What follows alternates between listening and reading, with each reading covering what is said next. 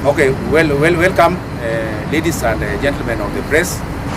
We are here as the leadership of the Informal Sector Workers Association.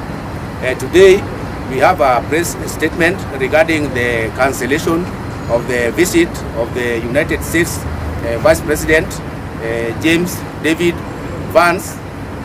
But before we read the statement, we'll do the introductions.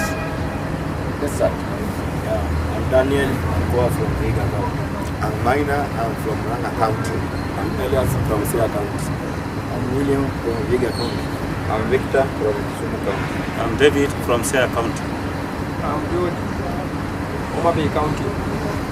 I'm Samson from Nairobi County. I'm David from Machakos. Rato from Viga County. That's from Viga County. Okay. I'm John Peter, the National Coordinator. We are here to express our disappointment regarding the cancellation of the U.S. delegation visit and calls for engagement with Kenya despite the cancellation of the visit.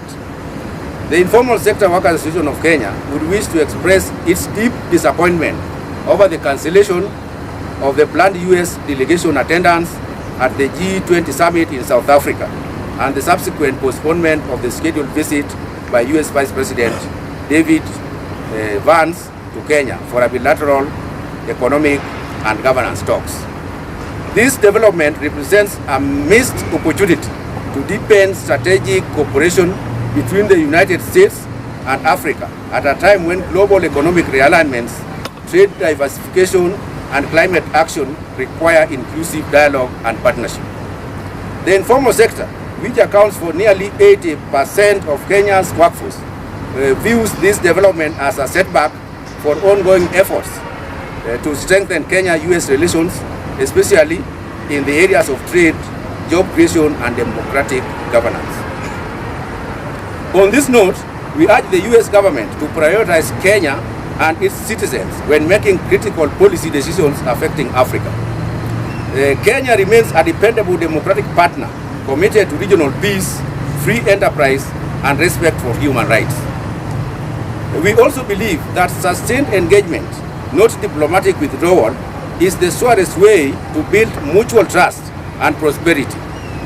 The livelihoods of millions of Kenyans and the wider East African informal sector workers depend on predictable trade frameworks, fair investment, and the protection of democratic values.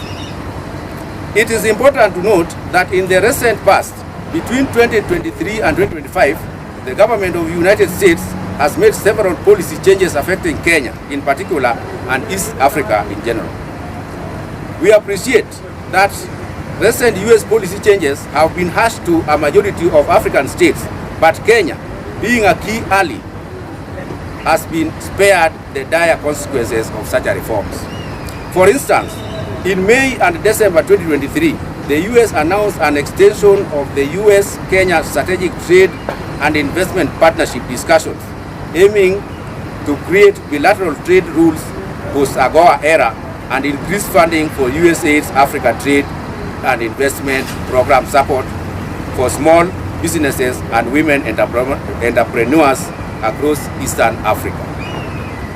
The following year, in May and October, the U.S. Joint Leaders Statement highlighted shared democratic values and inclusive growth as the Trump administration tightened visa rules for certain African countries while sparing Kenya, signaling a shift to stricter migration management. This year, there has been more key developments in policy change. The U.S. Senate hearings on AGOA renewal emphasized Kenya's manufacturing and textile role as reports emerged of U.S. exploring deportation cooperation with select African countries. However, the cancellation of Vice President David Vance's visit to Kenya and the participation of U.S. delegation withdrawal from G20 Summit in South Africa, though regrettable, affirmed the U.S. government commitment to respect of human rights and the rule of law, which the host nation failed to meet. Our plea to the U.S. government. The Informal Sector Workers Association of Kenya calls upon the U.S.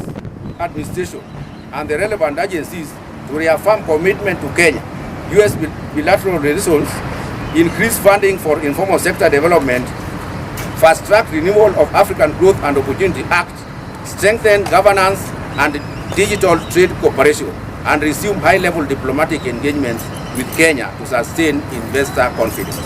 In conclusion, ladies and gentlemen, while we recognize global diplomatic challenges, the informal sector workers association of Kenya remains hopeful that the United States will continue to stand as a reliable ally in Africa's journey towards equitable development, democratic progress, and inclusive growth. Kenya's informal workers, entrepreneurs, and innovators remain ready to partner with American investors, civil society, and policymakers to drive sustainable, people-oriented progress. God bless Kenya. God bless Africa. Thank you.